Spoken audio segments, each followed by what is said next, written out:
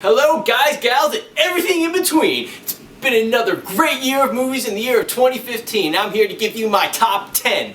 Now, at number 10, I have... Oh! What are you doing? You know, hanging out, relaxing. Back my camera. No! So it's just a camera that happens to look like mine and you just happen to be sitting here with it? Yes. Wait a minute. Are you trying to snuff my top 10 video? It's because I didn't put Star Wars in there, isn't it? I want the truth. Speak up! Alright guys, gals, and everything in between, let's do this! Alright guys, gals, and everything in between, now we are here to do the top 10 movies of 2015. So, before we get started, just want to say, as you guys know, you probably know him from our Ex Machina review, but also, those of you who know me more personally, he's my Sherlock Holmes in Holmes University. It's Justin Maldonado. How y'all doing? Great to be back. Alright, let's do this. Sorry it's coming a little late to you, but had to fight a wildebeest and... you know, we had to see other movies right at the end. You know those limited release kind of movies. Make sure. And the mongooses. And the oh, the mongooses were nasty. Ugh. Reporting to you from a second location because, oh yes, this top 10 review gets so epic, it has two locations. So at this location, my cameo / co-host on this one is going to be David from the last year's top 10. Howdy, everybody. You are the first, by the way, I just have to congratulate you. You are the first person I've had 2 years in a row on a top 10 video. That's pretty cool. Yeah, and you also were part of my Star Wars review, which got positive reviews. Well, my trailer review. Positive reviews, then negative. I don't know how that works. Hey, well, that's what happens when you put your opinions out there on social media. Exactly. Overall, though, just wanted to say, personally, I thought this was a weaker year compared to the last few years of movies. Depends on your perspective, because there's a lot of big movies that came out this year. Yeah. A lot of like big anticipated movies. Most of them were comic book movies or sequels, because you know you got Spectre and Mockingjay Part 2 and Jurassic World and AntMan and Avengers: Age of Ultron. A lot of these movies are already established movies, which is why we were so waiting for them. Obviously, you know, Star Wars Episode 7. True. So I think maybe that is why it was weaker as far as film goes, because these are movies that have already established themselves instead of doing new things with film. I agree, because I felt like this year was weaker because there weren't those movies, there wasn't the Argo, there wasn't the Gravity. To me, anyway. Nothing that really gripped you. Yeah, but they're still great movies, like, by all means. There's some amazing movies, which is why there's 10 of them on this list. Number 10. Number 10. He, without fail, is on the list. He's a man of impeccable talent. Here we go. And beauty. And captivating, manly nature. He is the Neeson. Oh, God. So May beautiful. his perfect Neeson-y soul be graced with us to run throughout the entire night. With Run All Night. The almighty Neeson. But anyways, Run All Night. Run All Night was one of those action movies that, to me anyway, it was a clever action movie. It wasn't like where people can throw out it was a shallow action movie. Like, I actually cared about the characters. It was definitely a lot more fun than some of the other ones Neeson has done recently. It wasn't over the top. Well, the biggest difference with this one was typically redemption. It's not uncommon for the anti-hero to go against his former boss. Because his boss is so evil and cruel. But in this case, it was the Godfather's son who was entirely corrupt and evil. And they both weren't technically bad, but one felt obligated, so it gave this Due to interesting honor. dynamic. It was. I don't know, I love the compelling nature of father versus father when their kids are on the line. I just found that really compelling. And made a not balls to the wall action movie, but just a solid action movie. The action was necessary, and they did what they had to without like going over the top like some movies. Furious 7. Furious freaking 7. Shame. Shame on you. Shame on you and your mothers. Number 9. It's a throwback monster movie. It's taking it back away from the CGI. The practical effects take a win for the day with Krampus. The Krampus. I shall eat your soul. As a kid who grew up with like a German family, it's always nice to see that the Germans traumatizing their children always get a bit of love from the world. Thanks, Germany. Yeah, thank you, Germany. It wasn't Home Alone type like. To me, it was a throwback to a movie like Gremlins. Yes, and it was certainly better than The Grinch with Jim Carrey. That's a horrible comparison. Yeah. Well, no, I say it because that was the best modern Christmas film until Krampus. Now, Krampus, it's like It's a Wonderful Life. I'm gonna watch it every year for Christmas. I want to traumatize my children every year with Krampus. I mean, who wouldn't? Parenting. It made me just happy to see practical effects. You know, like puppets, maquettes, and just overall like suits. It's always good to see practical effects in a time where everything is saturated in green screen and special effects, which to time to time is good, but we need something more tangible, something we can touch, something we know is there, unlike the Green Lantern movie. When you see like the Krampus on the roof and you're just scared, it's because it's there, and that's how it would look if you're in that situation. It didn't look like a computer effect because it wasn't. It was there. But overall, the idea of Krampus has been redone in really crappy B-horror indie films over and over again, and none of them are good. Krampus, and the Christmas devil. And the fact that they give enough money to this to make it at least attempted to be good and not, you know, overly stupid, especially with how a lot of modern horror movies are today, which aren't good. And this one was like a smart satire where it was almost like everyone's relatable disaster family Christmas meets a monster movie like Cabin in the Woods.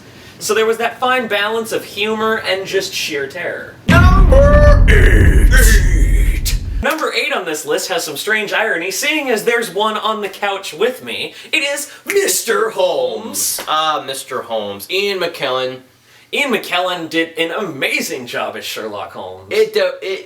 This is a very different kind of Sherlock, because when you think of Sherlock when it comes to movies or stories in general, you think, oh, it's, you know, detective story, oh, there's Watson, oh, and that damn Moriarty. Fast-paced, witty mystery. Yes, and, you know, this is different. This is a Holmes that we have not seen before. It's him aged, he's past his time, and you get to see a lot of that with a very vulnerable Sherlock Holmes. And a vulnerable Holmes is not something we see often. Like, you think he's gonna die, like, the entire movie.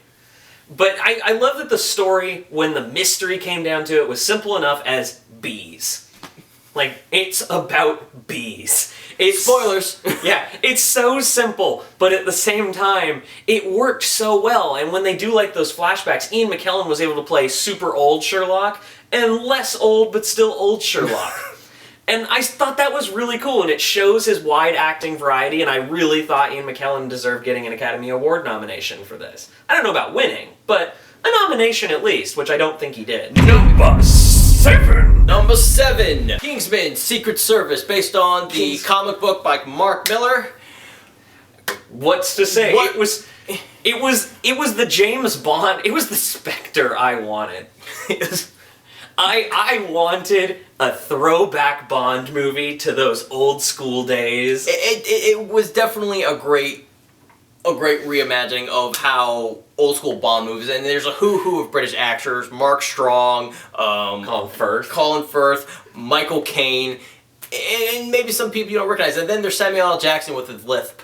Yeah, with his really strained lisp. Son of a bitch! The creative villain.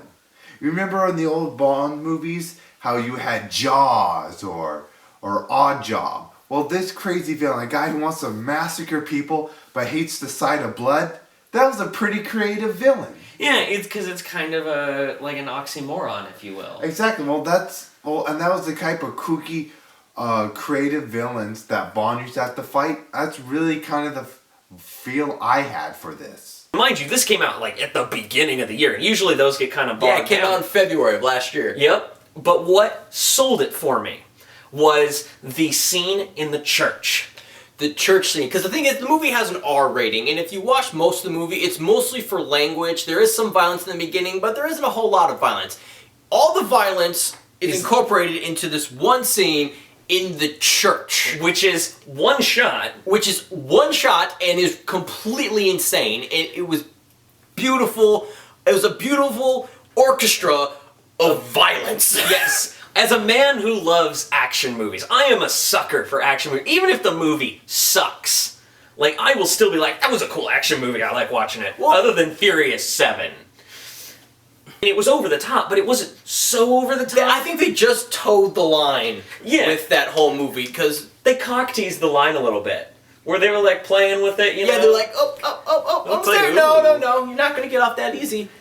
And there's still that cool finale violence where they're having their finale, which all the spy movies do, where it's in this giant master facility, and that was cool.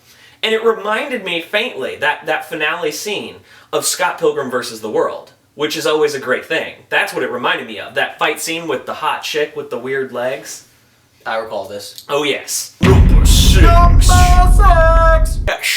Sicario! So Sicario, to me anyway, was a unique and compelling action drama with Benicio del Toro. Benicio of the Bull. And bleeding that line of what is legal and what is illegal. And that was so interesting to me. As a guy who loves seeing just espionage and that kind of stuff. Seeing them saying, well, this is illegal, but we're on a black site. Well, this is illegal, but we're in Mexico. Or the Mexican government being like, well, we're going to let you do this here because of this reason. It's just amazing. And then there's Emily Blunt. And Emily Blunt does an incredible job as the lead protagonist. She plays such a dynamic character who's being exposed to this very dark world. And to me, seeing her performance go down this rabbit hole of hell and being spat back out, she's a different person at the end. The pacing and the tension that they pull up, like, because they don't just bust you into an action scene. Like, they build it, and they build it. They show everybody getting ready. Like, this guy, I always forget, I think his name's Dennis Villeneuve. Mm-hmm. He knows how to make, like, tension. The moment I watched it, like, the first scene of, like, action happened, I was like, it has to be on the list. Because it just blew me away. And I think Benicio del Toro is definitely at a new acting best since Traffic. Granted, I want to make this clear, I did not like the movie Traffic. But Benicio del Toro was awesome as shit. Number 5. Number 5 is hearkening back to my childhood, in a way. I think it's hearkening back to all of our childhoods. The Peanuts! Every year, every now, I would watch, you know, The Great Pumpkin? The Great Pumpkin and the Charlie Brown Christmas and everything. So I think Peanuts speaks to everyone over the generations. Yeah. Well, and when Blue Sky Studios took this over, at first I was getting nervous that they were taking something so beloved, but they made it fit so perfectly. You'd think that Charles Schultz animated it and did it himself. It's just, Charlie Brown is so timeless. It is true. It just speaks to everyone. And my mother always, she showed the Charlie Brown and Peanuts stuff. That's because she's obsessed with Woodstock. Hi, Mom. It harkened back to my childhood.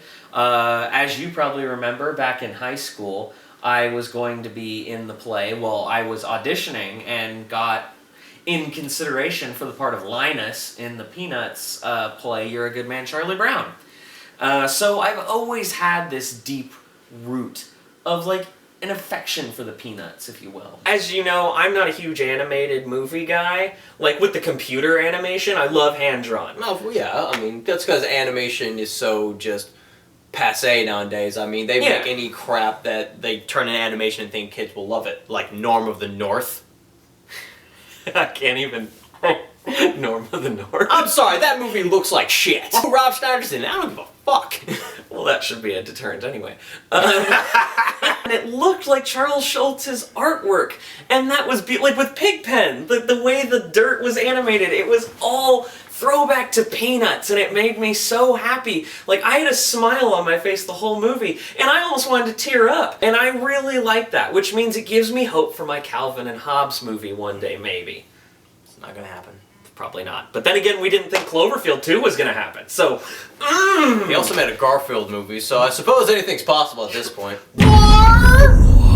Or number 4 to me was also harkening back to my childhood, where I was morbid and I cheered when dinosaurs ate people. It's Jurassic World. Long anticipated. anticipated. I mean, this movie, if you really want to look at it, this movie's been in development for a long time because they made 1 and 2, then they made. Well, they wanted Jurassic Park 4 like right after 3. Yeah, but that got stuck in development hell, and then the writer died. Michael Crichton. He ended up dying, and that totally put it on hold, which maybe was the best because the original idea for Jurassic Park 4 was like dinosaur-human hybrid soldiers. Which they sort of still did, but not to the same degree. Like, you could see them alluding to it. It didn't emphasize that idea as much, but they actually had concept art. Look this up online. They had concept art of what these things would look like, and honestly, it's fucking atrocious. It's really terrible. But this movie, though, to me, was a throwback to those monster movies as well. It was a little bit overuse of CG, but I was okay with it because it was a soft reboot. It's what I call a sequel boot. Which, I mean, the scene I call the orgasm scene, which is the T-Rex running out into the thing, smashes through the Spinosaurus skeleton, roars at Sharktopus, and then they just duke it the fuck out, and they're like battling each other, and the raptors tag teaming. Like, I was sitting there in the theater just going, oh! That's unpleasant, Scott. You wish you were there. I'm glad I wasn't. But as much as I like Jurassic World, and I agree with majority of what you're saying, I have a slightly different point of view. Okay, Jurassic World, though it was a good movie, I don't think I put it on the top 10. I thought it was mostly just nostalgia, and if you really look at it after the fact, it's an okay movie. I wouldn't call it like a great movie. It's an entertaining movie. There's got a great cast, and honestly, it's the first Jurassic Park movie where the kids are completely useless. Every Jurassic Park movie, there is a kid, and they're awesome, and because they do shit. But in this, the 2 kids were whiny little bitches. One of them was an asshole, the other one was a whiny little bitch. They didn't do shit. But here is what I replace it instead, and it's a movie that is close to me. You've seen me talk about it, and that is Ex Machina. I just think it deserves to be on this list because this is it's the filmmaker's very first film. Think about that, and he made something so great. It was something very simple. Oscar Isaacs was fantastic, and maybe I'm saying this because I'm a big fan of sci-fi. At the core, I'm a big sci-fi person. So the idea of like making us about artificial intelligence and doing something new with it was really interesting with such a small cast, a small budget, and it made it compelling and interesting, and you didn't know who to trust. And honestly, I honestly think it deserved a spot on this list, but it's not my channel, so therefore, whatever. It was on my list for a while. Thank you very much for that unnecessary use of violence. I'm sorry, I felt like I had to be dramatic. Alright. So, number 3! The astonishing AntMan. AntMan. Astonishing wasn't in the title, but that's the comics. I'm actually, before this movie came out, I was actually an AntMan fan. Like, he's my favorite Marvel superhero. Which, I texted Justin, and he was like, weird. What? Because Justin's a big comic guy. I am a big comic guy, and honestly, AntMan, the thing is, AntMan, no one expected it to be any good whatsoever. Because when you think... I hailed and I defended that because you're like the one AntMan fan. The thing is, AntMan... It was an original Marvel Universe movie. It was. And the thing was, no one expected it to be as good. And especially, everyone's like bitch pissing him off because AntMan was one of the original creators of the Avengers. He was. Not Iron Man with fucking Ultron. And the thing is that no one knows enough about AntMan that if they were to fund a movie, no one would give a shit. That way, they had to establish a universe first with characters that people know and care about before they bring in AntMan, which generally nobody does. Well, I did. Not completely. You do. And I thought it was a very original take because everyone thinks it's going to start with Hank Pym. And it sort of does, but no. The thing is, they cast Paul Rudd as Scott Lang, who is the second Ant-Man. And everyone thought, oh, they're negating everything that happened with Hank Pym, which is not true. Yeah, spoilers, by the way. They established that Hank Pym was Ant-Man, but in a different time. And honestly, I think that is best because if you actually look at the character of Hank Pym, he's a dick. He is a bastard. He's wife beating, just awful. He drug abuse, alcohol abuse. He's just not that nice of a person. So him being portrayed as an older man with regrets is probably better than showing him as a dick. And then showing him as an adult, and then people bitching like, oh, he didn't do this, that, and the other. Honestly, the thing with comic book movies, there are certain things you don't need to film. There's certain things you don't need. Like, example, Spider-Man in one version of in the comics, he was molested as a child. Yes. Do we need a movie about that? Absolutely not. No. And that's what comic book fans need to understand, is that they cannot do direct adaptations. Otherwise, it wouldn't make any fucking sense and it would be ridiculous. Yeah. Plus, you got to think about the people who don't read comics and just watch the movie. Because then you'd get Spider-Pig. But I like Spider-Ham. Spider-Ham, Spider-Ham. Oh, and Spider-Ham actually is awesome. So you go fuck yourself. Or But the anyway, Spider-Man Howard the Duck crossover. what's wrong with Howard the Duck? But I was actually getting, as you guys know on my channel, I was getting bored of the MCU. I was getting tired of what felt like that rehashed Marvel superhero formula. And so I was getting really worried that Ant-Man was just going to be that same thing. And it wasn't, because it was a funny heist film. It was a heist movie with superheroes. And it was different, because that's never really been done. I mean, we've had superhero movies, we've had heist movies, and now you smash them together and you make a cool, almost like tribute movie. Yeah, and the cast was spot on with everybody. Oh, even from the smaller yeah. characters like T.I. And the Falcon fight was awesome. spoilers. Well, it's a top 10 list. Yeah, and it was just very well put together. I mean, Edgar Wright, he wrote the original script for it, which they obviously since edited, but he was supposed to direct but stayed on as producer because, Marvel likes things a certain way. And honestly, you could see certain bits of Edgar Wright in there, and I think that was definitely what made it a little more endearing about, guy getting out of jail, trying to get his life together, wants to be around his daughter, and... They did a really good job making that relatable, too. Yes, and I thought the whole thing was great, and I still love the Baskin-Robbins scene. Because Baskin-Robbins always finds out. Baskin-Robbins always finds out, man. I feel like everyone who's worked in retail or some kind of service industry, service job, has had that experience. And that scene with the customer interaction, that was just fantastic, because I had that, the day I saw that in theaters, I had already basically had that exact same conversation with somebody. And honestly, it's a movie that is great on its own merits, that honestly, if there really wasn't any other establishment in the MCU, it would be great on its own, and that's what's kind of great about it. And it's actually my favorite MCU movie. Of course it'd be your favorite MCU. Well, I'm sorry, I'm a fan of stuff. Number 2! Alright.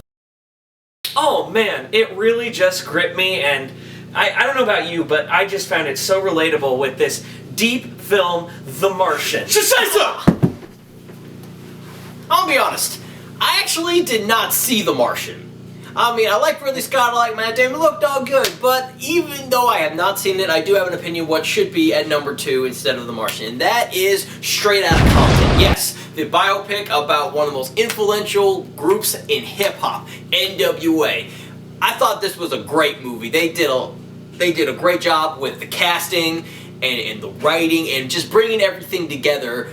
Especially since with the way things are now and the way the world is changing and a lot of certain events that happen, it is definitely a lot more relatable. And not only is it a good movie, I think it is an important movie. And especially as a fan of hip-hop. So, if you love hip-hop, go see Straight Outta Compton, it's great. Oh, I thought you'd be down for longer.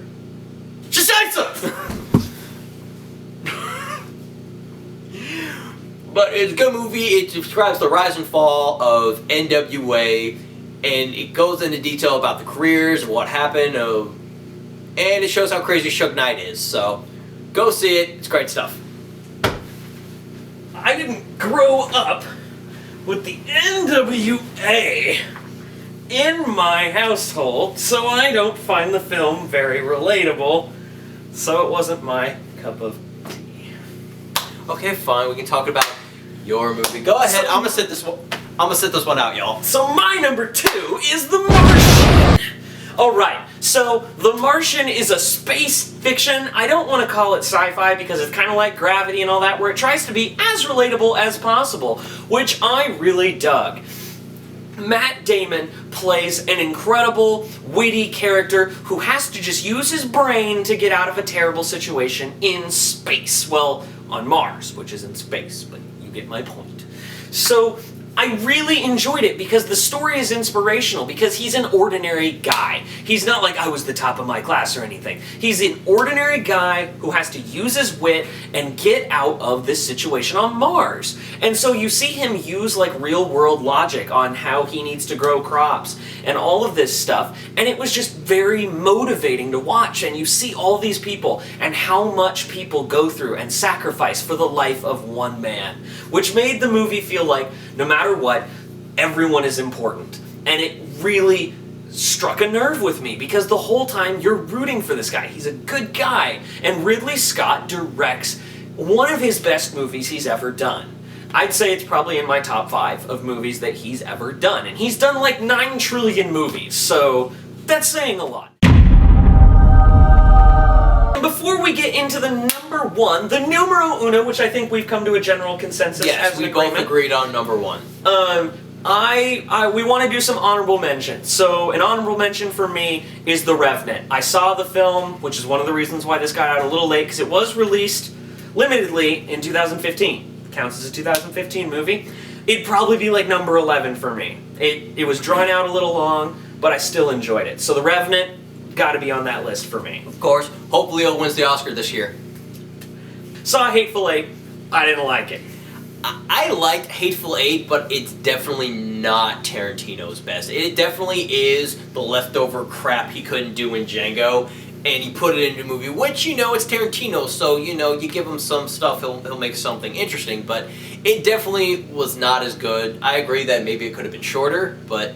And don't get me wrong, that one was not an honorable mention. It was just, I had to bring it up because I know someone would comment and say, hey, what about the Hateful Eight? You didn't see that one? No. We both saw Hateful Eight, and he despises it, and I thought it was only okay. So, do you have any honorable mentions? I do have one, and this is probably just the fanboy in me, but I have to mention Star Wars The Force Awakens. Don't you ever mention about Star Wars on my channel again! Ow! Oh, son of a bitch!